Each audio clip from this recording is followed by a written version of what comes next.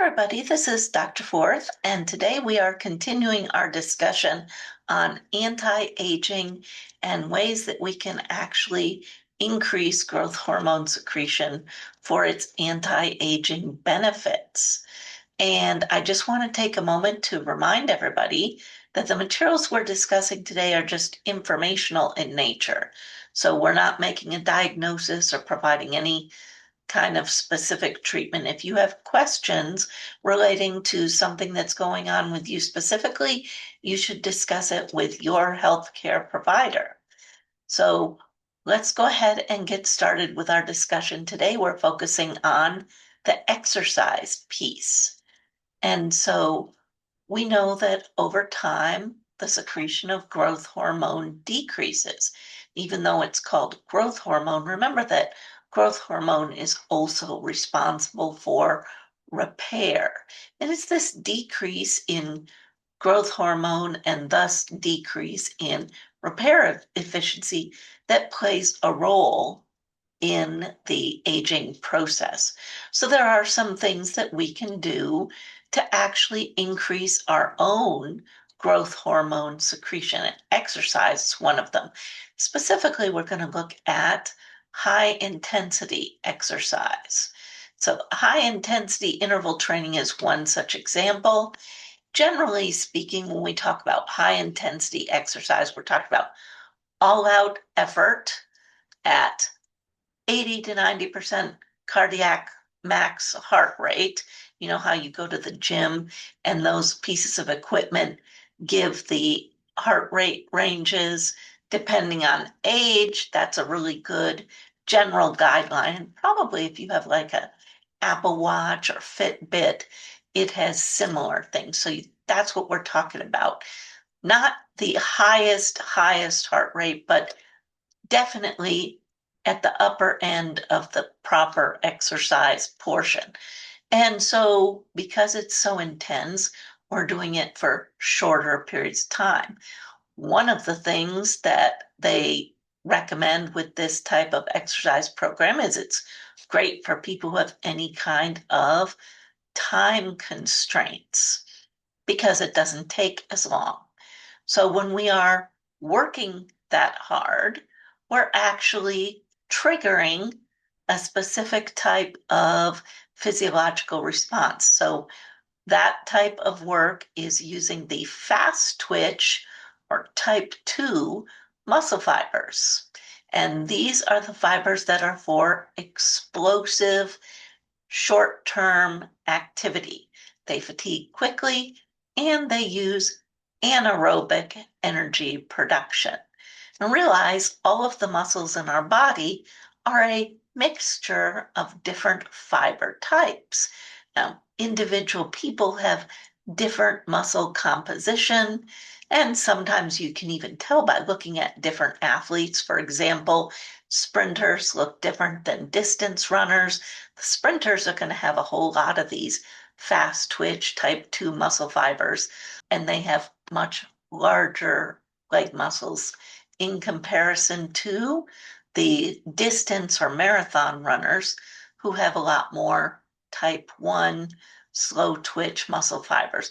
Those use different energy production. So when we talk about energy to get anything done in the body, it's something called ATP, which is adenosine triphosphate. And we're not going to get all into the weeds on the chemistry with this, but basically you have the adenosine molecule and 3 phosphate groups attached to it. We release the energy by breaking the phosphate groups off. So we can form these ATP molecules by different methods.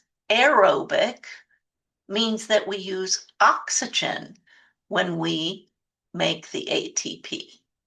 Anaerobic means that we're producing the ATP without oxygen. When we are trying to make energy really, really quickly because we're using it up rapidly, we do it without oxygen.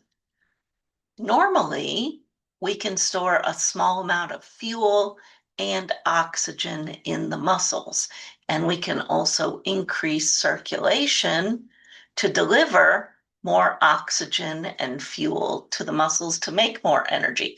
But when we're doing high intensity work, we can't provide that fuel and oxygen as quickly as we need it. So we switch to a different method for making energy, and that's the anaerobic process. So these fast twitch muscle fibers, or type 2 muscle fibers, actually use this without oxygen method of energy production. By doing it without oxygen, they produce a waste product called lactic acid. And it's the levels of lactic acid and hydrogen ions that actually trigger the increased release of growth hormone. So these are the muscle fibers that we want to be activating if we want to trigger increased growth hormone secretion. So there's a couple ways to do that. We can do resistance type exercises with weights and also body weight exercises. You can do jumping or sprinting, but it should be working at an intensity that you can't keep up for very long. And also, you're not going to be holding a conversation while you're doing this intense exercise. So some examples might be heavy lifting, where you can only do maybe 1 to 4 reps of the specific weight, box jumps, jump squats, sprints, or even some kettlebell swings. The episodes of high intensity training should last for about 20 minutes. And again, what is high intensity is going to vary depending on the person, their particular level of strength and fitness. So you can use your fitness tracker, whether it's your iPhone or it's not iPhone, Apple Watch, would be very inconvenient iPhone strapped to your wrist. The Apple Watch or like a Fitbit or even a lot of the machines at the gyms have the handles that you can grab to kind of track that. So figure out what your high intensity is, and that's where you want to be working in order to release growth hormone. But then the other important piece is you have to refrain from any carbohydrate consumption afterwards.